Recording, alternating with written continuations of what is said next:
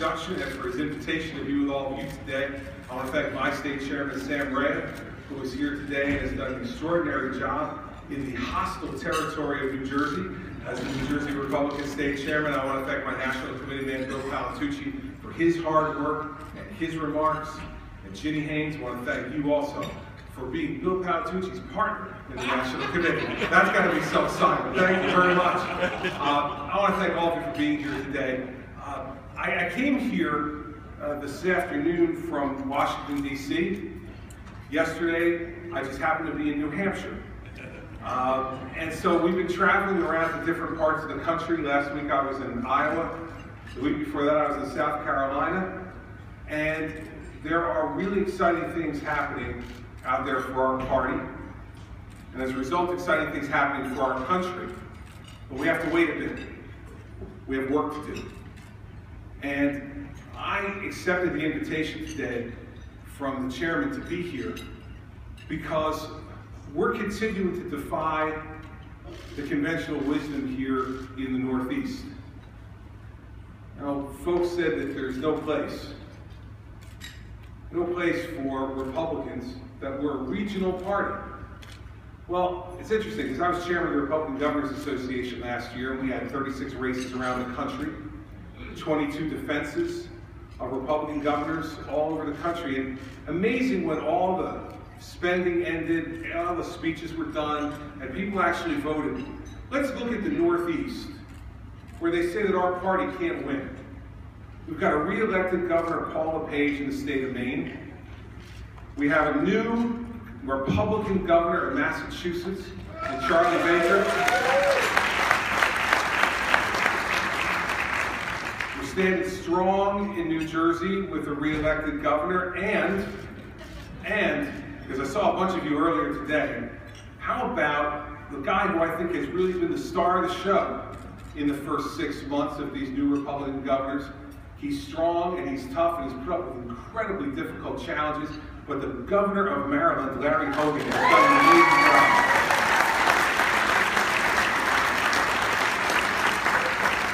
When things in Baltimore were literally falling apart under the directionless leadership of their mayor, on the night that the unrest began in Baltimore, it was Governor Larry Hogan who stood up and activated the National Guard and sent state police from all over the region, including from New Jersey, into Baltimore. But more than that, it was the governor himself who on the first evening was standing on the streets of Baltimore to let the citizens of Baltimore and the citizens of Maryland know that he was going to make Baltimore safe again, he was going to restore order, and to prove it, he was going to stand on those street corners himself until order was restored. That's the type of strong leadership Republican governors bring all over this country.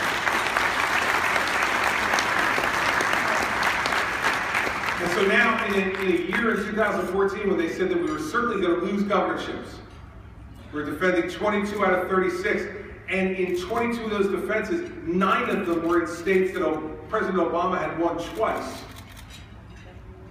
We went into the night with 29 Republican governors. We came out of the night with 31 Republican governors. By the way, also, with a Republican governor who is my personal gift.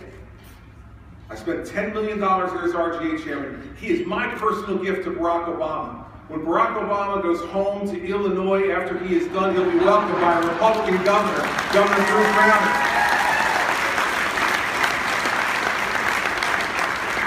And the president may not think he's happy now, but when he starts to make all that money you make when you're next president, he's going to be happy he's not paying higher taxes in the state of Illinois. Bruce Brown is going to make sure of that. But those were our triumphs of 2014. We now need to look ahead. And before we do, we need to make an assessment of where we are as a people and as a party. Think about what's happening around the world right now, everybody. 7 years ago, the President of the United States sold the American people a bill of goods. He said that America was the cause of violence in the world. And that if we just pulled back from Iraq and we pulled back from Afghanistan and we gave nice speeches and told everybody we liked them around the world, that the world would then be a safer place. and America would be more respected. In fact, just last week on CNN, I heard the president say, I heard it come out of his mouth, he said, the world respects America more now because of my presidency. That is the final confirmation, everybody, that we needed, that the president does live in his own world. Because in the world I live in, and you live in, we know what's going on in the world. In Western Europe, the fears are as heightened as they were in the immediate aftermath of September 11th. They are fearful and they have watched radical Islamic terrorism strike out against their people in Western Europe. You move to the Middle East, you see Iraq is in disarray and on fire. You see that Libya is in disarray and on fire. You see that Syria is in disarray and on fire. Egypt is under martial law. Jordan is sustaining its third wave of wartime refugees, people fleeing Syria with no natural resources to be able to support these people as they come into Jordan. And you see this president willingly permitting Iran, the biggest state sponsor of terrorism in the world, to get a nuclear weapon and get sanctions lifted from them that will give them, just in the beginning, $50 billion. The only people celebrating that are the mullahs in Iran and the leaders of Hamas and Hezbollah, because that's where that money's going to go, everybody. You know it, and I know it.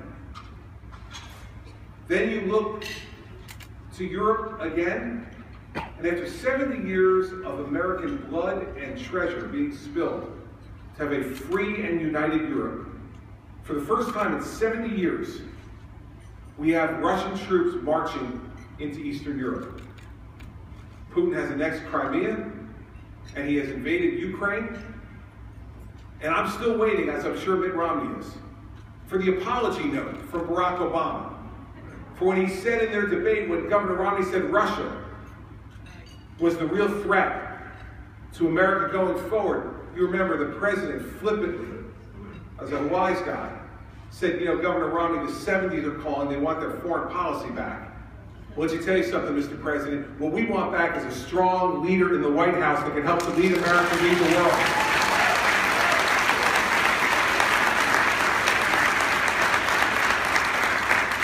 Don't forget about China, everybody, because while we're being distracted in the Middle East and Eastern Europe, China is taking advantage of that distraction, building artificial islands in international waters. And this president is saying to our military, don't sail our ships within 12 miles of those new islands that, by the way, have landing strips on them. I don't think they're for the new resort hotel we'll be building there. We know what they're for. They're for military maneuvers. And they're for China trying to dominate the shipping lanes in the South China Sea. And the president does not want to cause a dispute with China. The fact is, we need to let China know that setting up those islands to try to intimidate our friends in Korea and Japan and to try to dominate the shipping lanes in the South China Sea is an unacceptable violation, and we need to make it plain and clear to our friends in China that there are certain things you cannot participate in. Yet, this president is too distracted giving away nuclear weapons to Iran to focus on what's happening in China. I thought he was pivoting to China. I read about that, but that's been about as successful as the reset button Hillary Clinton hit with Russia. That's what this foreign policy is all about, this administration.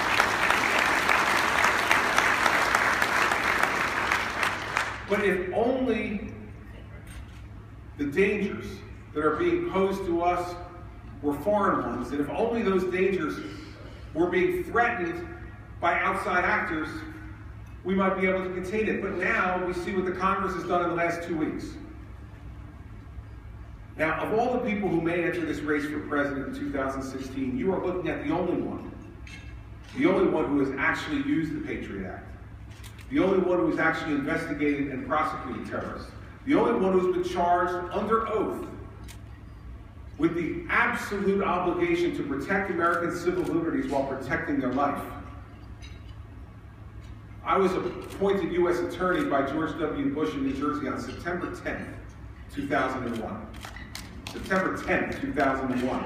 And that next day, my wife went to her job, as she did every day, 2 blocks from the World Trade Center. And I was on the phone with her at 9 in the morning when the second plane hit the second building, when she was told she needed to evacuate from her offices. And I didn't hear from her again for another 5.5 hours. It's the longest 5.5 hours of my life. As I was sitting there watching my then 8-year-old son and 5-year-old daughter and 1-year-old son, and wondering what I was going to possibly say to them if Mom didn't come home. She came home. We're blessed. But one of our good friends in our parish, in our town, didn't come home. His family, he was in the World Trade Center that night. And the father of our oldest son's best friend was killed in the Trade Center that day as well. And I've now went to those funerals, and I've watched this young man and his siblings go through the last 13 years without a father.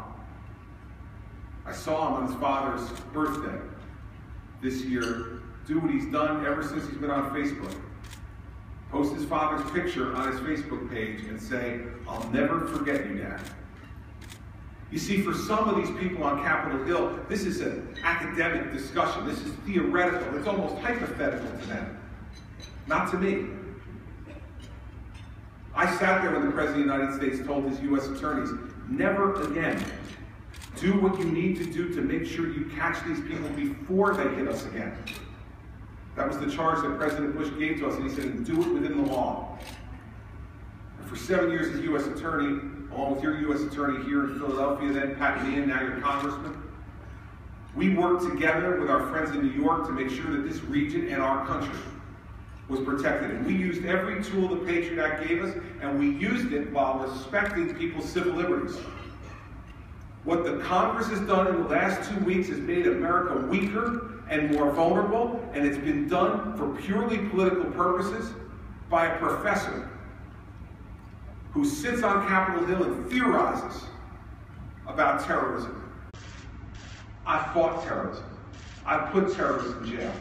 And what Senator Paul has done to this country has made us weaker and more vulnerable, and then he has the gall to cut his speeches from the Senate floor and put them on his website and raise political money off of it.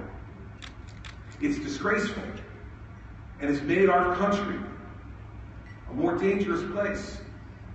If the Congress really wants to be concerned about making sure that civil liberties are protected as they should be, then use your oversight authority over the intelligence operations and call them to task.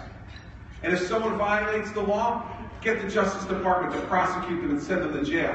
But do not make America weaker to advance your political career. It's wrong.